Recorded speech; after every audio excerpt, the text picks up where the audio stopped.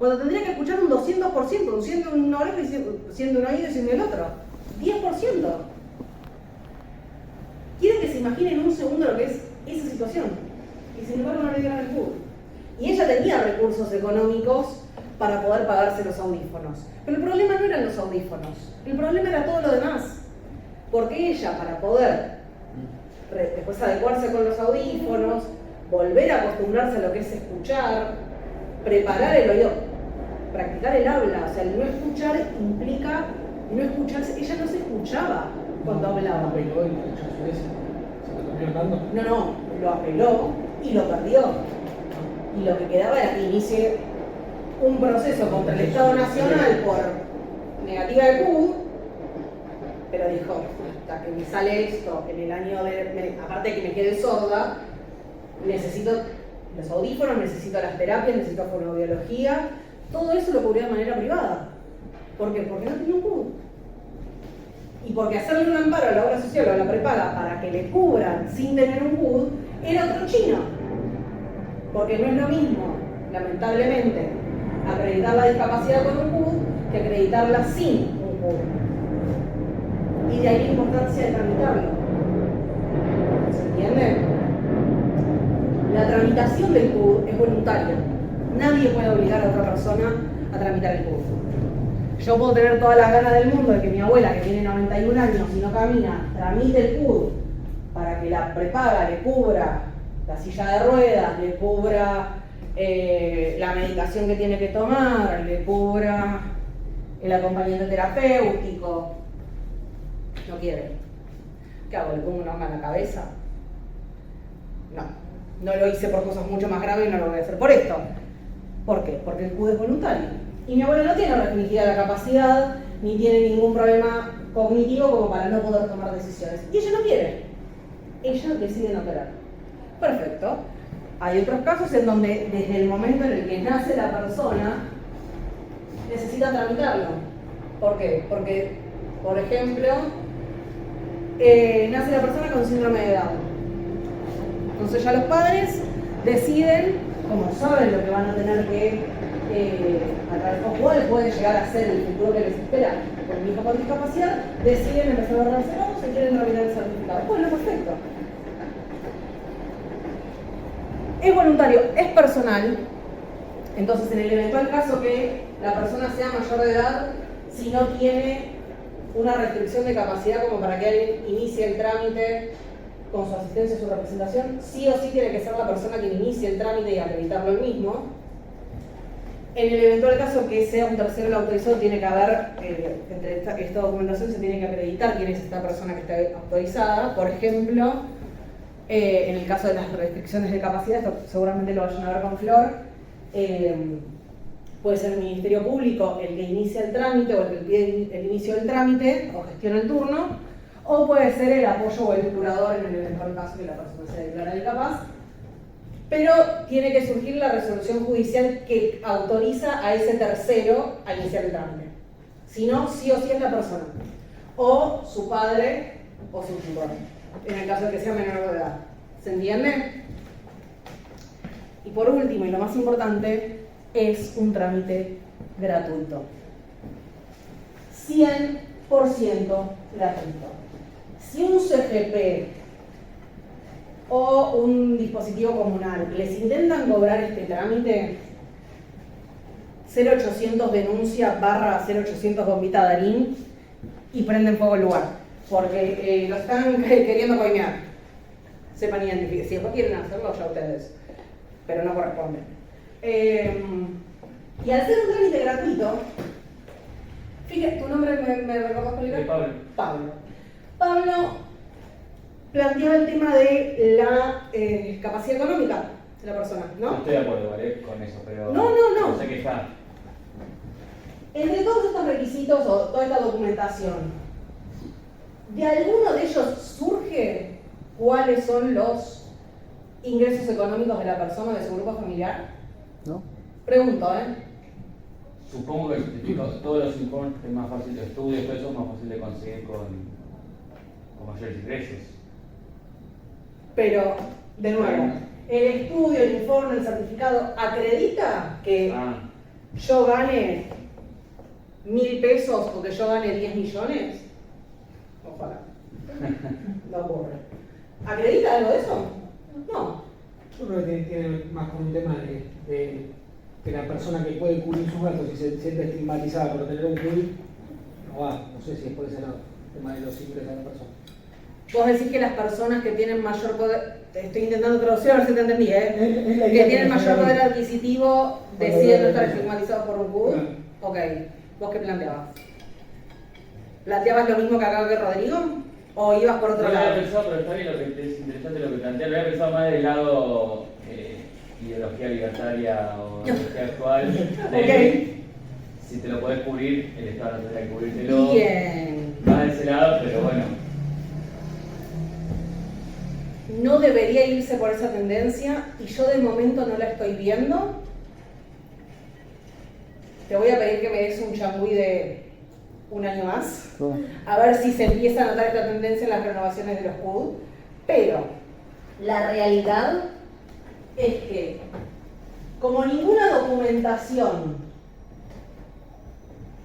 certifica cuál es el caudal económico de la persona, el trámite es 100% gratuito y lo más importante, es un derecho básico de las personas con discapacidad poder acceder al certificado único.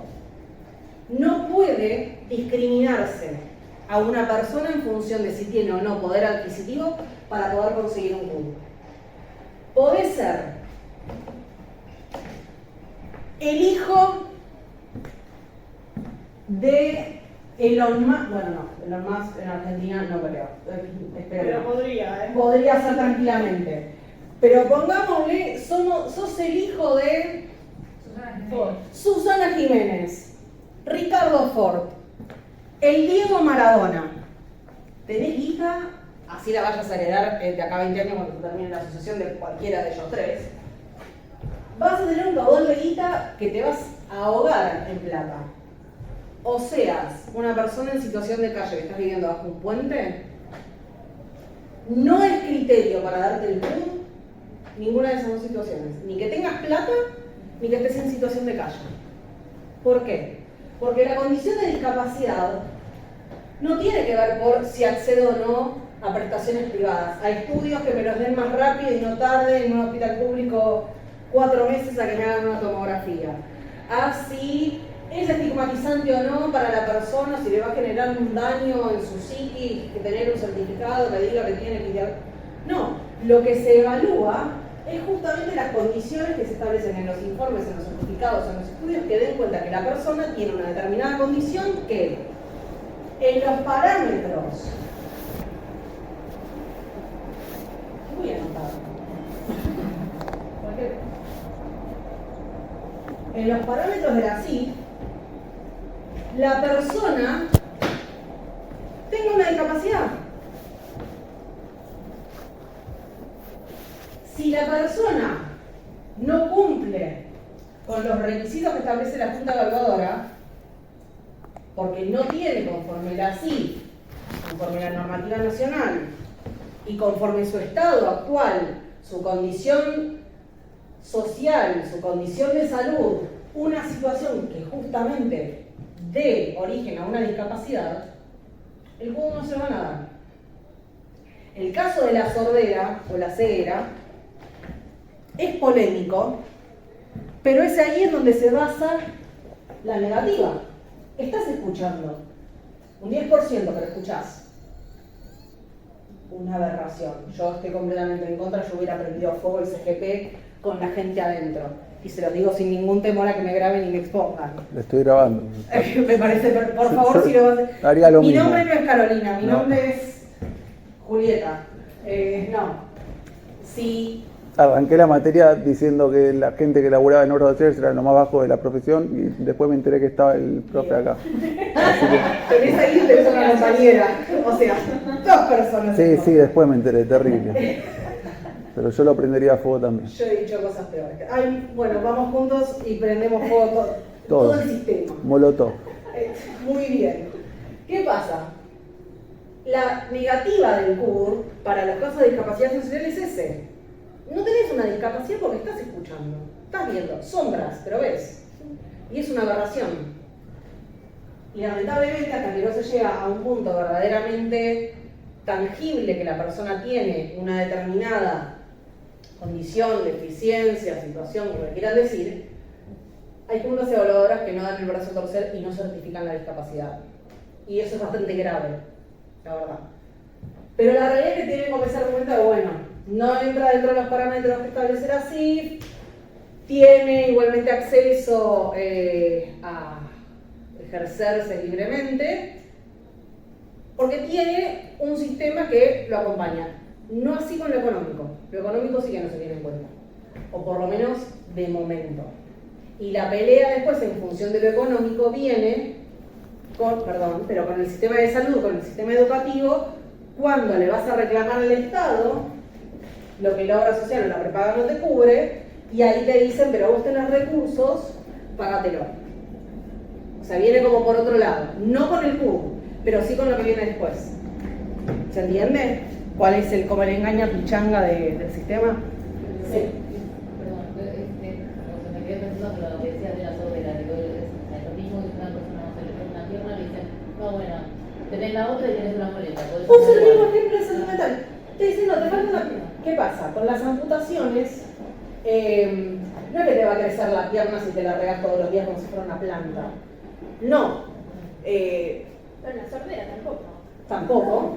Sin embargo, como la falta de una pierna, la falta de un brazo es mucho más tangible, la restricción que tenés al moverte libremente es mucho más difícil que no te den un CUB. Por más que vos vayas con la pierna ortopédica. O sea, yo tenía un cliente cuando ejercía de manera privada la profesión que iba con la pierna ortopédica y se la sacaba adelante de la junta evaluadora para decirle, ve que me está faltando un pedazo de pierna. Y después se la volvió a poner. Y él decía, no, sí, dale, te renuevo el certificado por 10 años. El tema auditivo y visual, que bueno, también ese porcentaje se puede estandarizar, ¿no? Es que justamente el porcentaje que tienen las discapacidades sensoriales es el argumento de las juntas evaluadoras para rechazarte el CUB. Ahí viene el tema. 100%. La realidad es que a mi criterio el porcentaje no alcanza. Porque yo puedo tener una discapacidad sensorial, o mejor dicho, puedo tener una sordera del 50%. No, o sea, lo que está mal es estandarizar, es cada caso en particular. Exacto, pero si yo de repente soy profesora de música y me estoy quedando sorda, no puedo ejercer mi profesión, no puedo desenvolverme laboralmente, no puedo desenvolverme ni siquiera socialmente ni culturalmente. Necesito un certificado único que me permita acceder a las prestaciones de salud, que me permitan justamente ejercer mis derechos. La eficiencia y la interacción con la otra. Exactamente. Si a mí de repente, ya te cedo la palabra para hacer esa nota, si yo me voy quedando sorda gradualmente porque estoy de que te debe tocar la batería y tengo, para hacerlo mucho más gráfico, tengo una, no sé, una situación congénita que bueno, me voy a quedar sorda, tarde o temprano me quedo sorda. ¿Por qué tenés que esperar a que yo tenga el 100% de sordera con todo lo que implica el tiempo que pasa entre que me empiezo a quedar sorda y efectivamente me quedo sorda? No, sí, el 80, el 70, el 60, depende de... Sea lo que sea. Distinto es que le intentes decir a una persona que tiene 90 años como mi abuela que se está quedando sorda. Es distinto. Porque mi abuela, ¿qué hace? Ve la tele, ve intrusos. Literal, ve intrusos. Pasa de intrusos al noticiero. O sea, no se indigna con una cosa, se indigna con la otra. Es distinto hacerlo en una persona que tiene 30 años, que ejerce su profesión, que necesita de la audición para desenvolverse, que una persona que está en su casa encerrada solo viendo la tele, a volumen 180 de la tele. ¿Se entiende por qué también se tiene que tener en cuenta el entorno donde se mueve la persona? No, repito, no así lo económico. Mi abuela puede estar cagada de guita o muriéndose de hambre, pero ese no va a ser un factor determinante para que le den el CUB. Sí, todo lo demás. ¿Se entiende? Bien. ¿Alguna duda hasta acá? Sí. Sí, yo. ¿En qué momento se expone el entorno en la entrevista? Porque nos quedamos en, bueno, presenté los papeles. Sí. Ok, después me citan con la junta médica. Sí. Y ahí a la junta médica le digo, yo soy profesora de música. Claro, voy a entrevistar. en las entrevistas lo que suele pasar es que vos presentaste, te hacen una evaluación de los informes y demás, y suelen indagar sobre cómo es el desenvolvimiento en la vida cotidiana de la persona. Entonces, por ejemplo, un caso que teníamos en práctica era una persona con discapacidad mental que estaba internado en el Borda. Entonces, para renovarle el PUD, una persona con esquizofrenia paranoide, lo que le preguntaban a él y a la persona que lo acompañaba, que era personal del Borda, era cómo era la rutina de este señor. Y bueno, ahí decían que él necesitaba acompañarlo todo el tiempo porque se perdía, se desorientaba fuera de la institución, que tenía débil comprensión de lo que era el intercambio de bienes dentro del hospital, que tenía que ser asistido, por ejemplo, para la toma de medicación, porque si no, no se acordaba de cuándo tenía que tomar las pastillas, o cuándo tenía que asistir a las terapias. Entonces, en ese caso se tuvo en cuenta que la persona tenía un alto nivel de dependencia de terceros, entonces al momento de certificar el PUD, no solo se encargaron de ver la historia clínica, los informes del hospital, los estudios actualizados, sino que también se tuvo en cuenta que necesitaba acompañamiento. Y eso es una de las cosas que refleja el PUD también, si la persona necesita o no necesita asistencia. Y en el caso de este hombre, como para salir de la institución, aparte de necesitar acompañamiento, necesitaba traslados, porque no podía manejarse solo en la vía pública, también le certificaron que necesitaba prestaciones de transporte para moverse por fuera de la institución. De ahí que se indaga por algo más que esto, que lo que muestra todo esto. Obviamente cada caso en particular va a ser analizado de manera individual y, lo más importante, cada junta va a tener su propio mecanismo de certificación de estas circunstancias. En este caso, como era personal del Borda, dejaron que esté presente durante la entrevista. Hay otras juntas que no permiten que estén terceros. Siempre van a estar los padres con los niños, entonces eso sí o sí, y se habla directamente con el padre.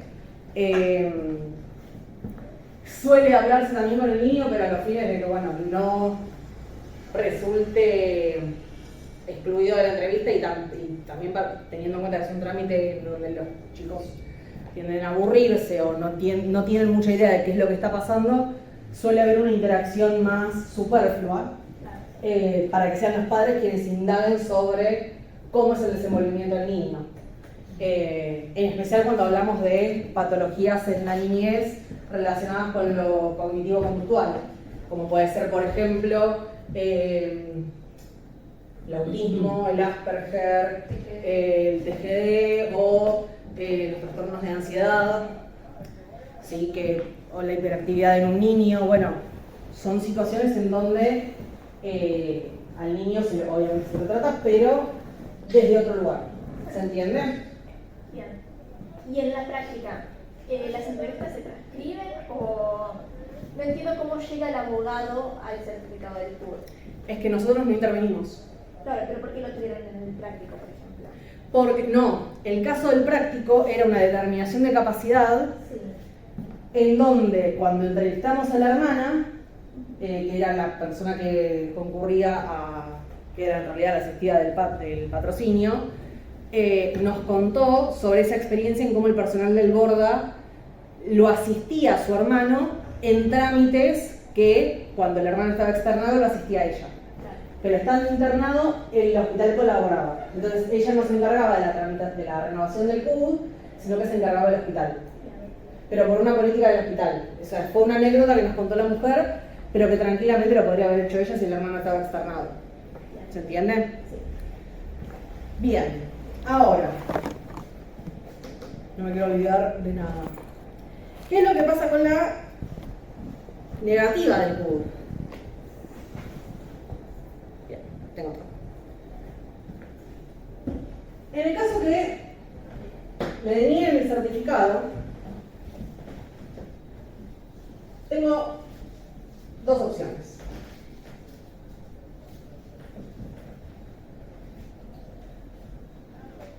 La opción 1 es la más fácil, que es reiniciar el trámite, ya sea en otra junta evaluadora de la jurisdicción, si es que cuenta con otras juntas, como por ejemplo en La Matanza, o por ejemplo la Capital Federal, que tiene distintos FP, o esperar un determinado tiempo, actualizar toda la documentación que vimos y reiniciarlo, no sé, dentro de 2 años. ¿Cuál es el riesgo? Que te lo rechace nuevamente o que cambie la situación de la persona. Y por lo tanto, las condiciones por las cuales originalmente iba a tramitar el CUD sean más graves y sean más urgentes. Y por lo tanto, el riesgo a que me lo rechacen es mucho más grande. Porque ya no estoy, Pancho, diciendo, bueno, espero que me den el CUD para poder pedir a la obra social, a la escuela, a la prepaga, a mi trabajo, X prestación. Lo necesito ahora porque si no lo tengo ahora, pierdo mi salud, pierdo mi educación, pierdo mi trabajo, pierdo mi vida. ¿Se entiende? Pero es como el comodín de, bueno, reiniciar en otro lado, en otro momento, y yo no soy partidaria de esta opción. Todo esto está tramitando en vía administrativa. Cuando nos rechazan el CUD,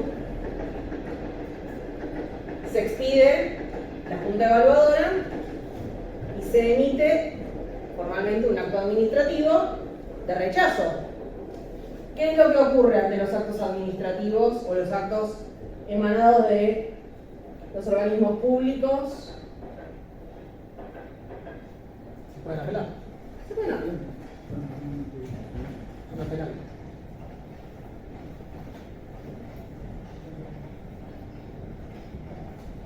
Recurso administrativo. Apelo la negativa del CUD. Va a intervenir una segunda junta evaluadora que va a estoy escribiendo con el culo,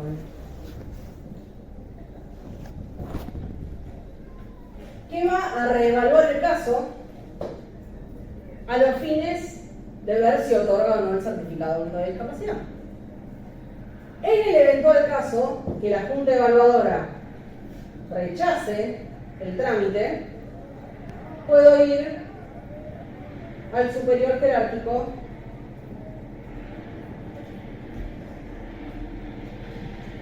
de la jurisdicción, que generalmente es el Ministerio de Salud de la provincia o de la Ciudad Autónoma de Buenos Aires, a los fines de que se expida sobre si corresponde o no otorgar el CUD. Y en el caso, acá sí, que haya rechazo, se cierra la vía administrativa. Y tengo habilitada la vía judicial para reclamar el CUD en sede judicial.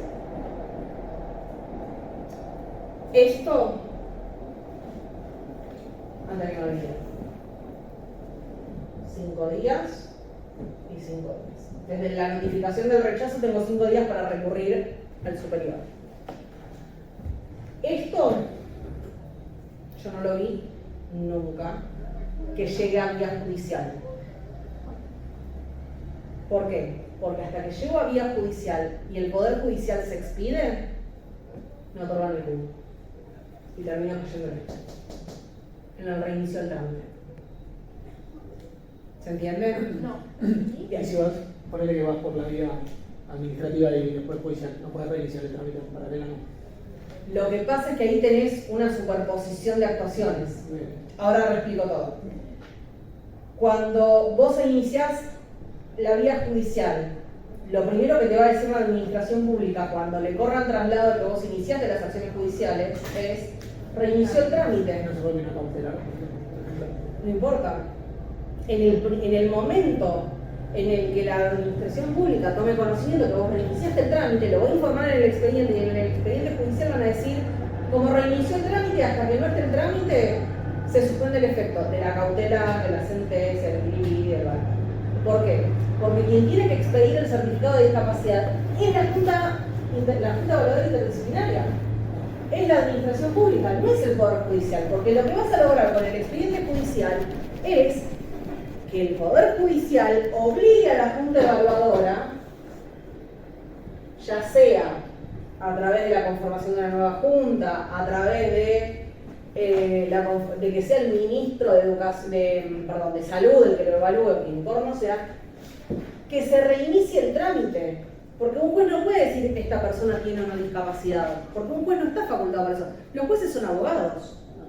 Entonces un juez, por más que yo le presente toda la carpeta y diga, sí, mira, la persona tiene síndrome de Down y no le están dando el CUD, el juez no le puede dar el CUD en nombre de la administración pública, porque el juez no está facultado para eso.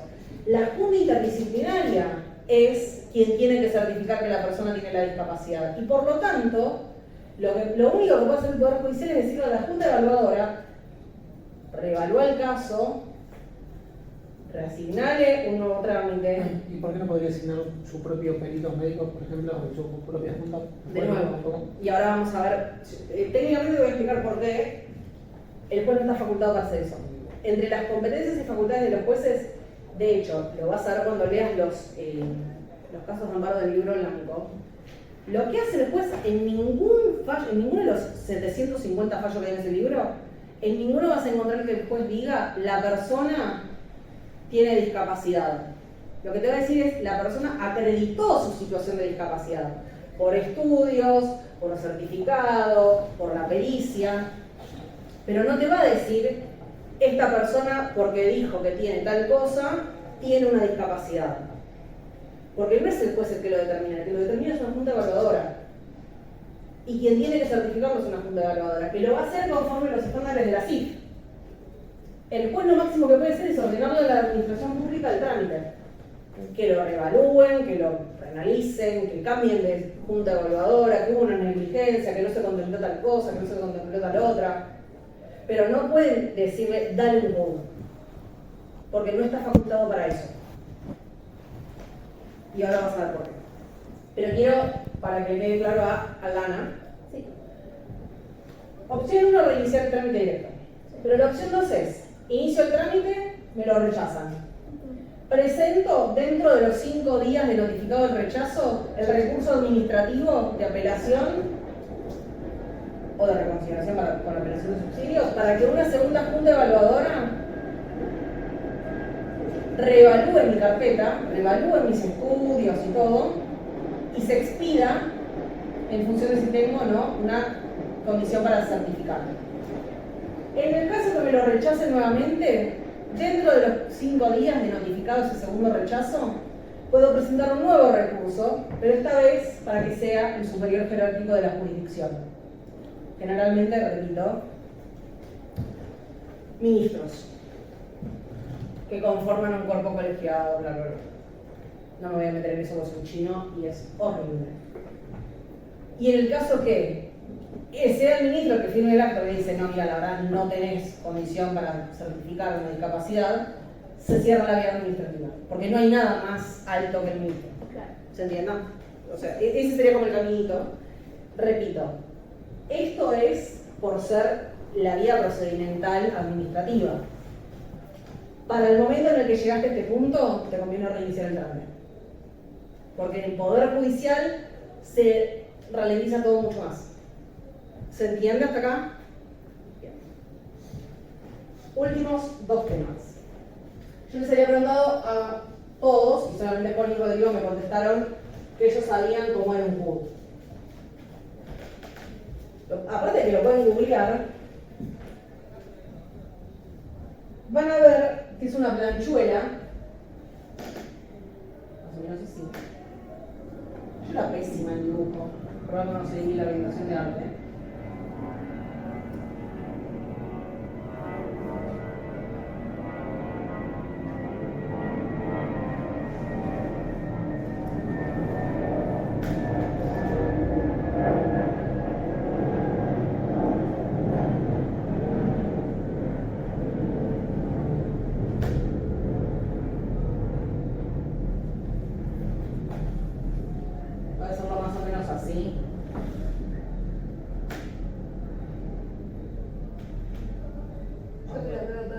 bastante bien. Va, ¿no? Como que quiere ir.